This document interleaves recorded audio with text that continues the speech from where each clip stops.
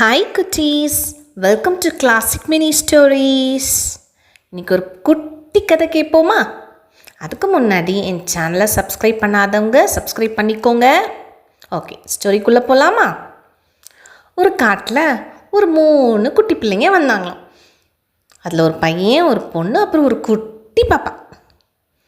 3 பேரும் நடந்து வந்துட்டுருக்கும்போது பார்த்தா அதுக்கு ஆப்போசிட்டில் ஒரு பெரிய புல் வந்துச்சான்.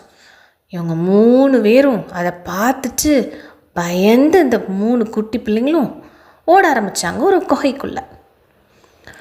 திரும்பி போயிடுச்சான்னு பார்க்குறாங்க. பார்த்தா அந்த புல் போகவே இல்லை. பயந்து அப்படி நின்றுட்டுருக்காங்க. இதுவும் வந்துக்கிட்டே இருக்குது. அதில் அந்த குட்டி பாப்பாவை அப்படி முட்டுற மாதிரி வாயால் கவ்வி கொண்டு போயிடுச்சு.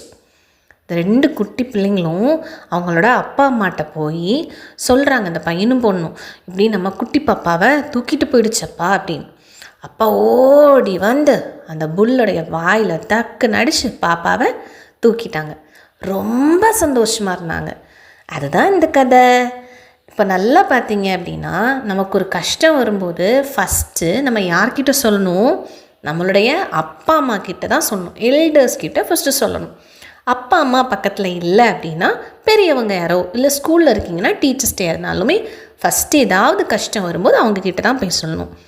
உங்களுக்கு ஒரு கஷ்டம்னு வந்துச்சுன்னா ஃபஸ்ட்டு யார் நிற்பாங்க?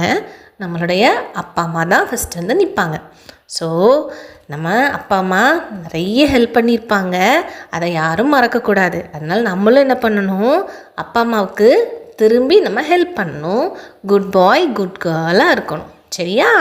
ஸ்டோரி பிடிச்சிருக்கா? ஒரு சின்ன குட்டி ஸ்டோரி தான். நாளைக்கு ஒரு புது ஸ்டோரியோட வரேன். பாய்.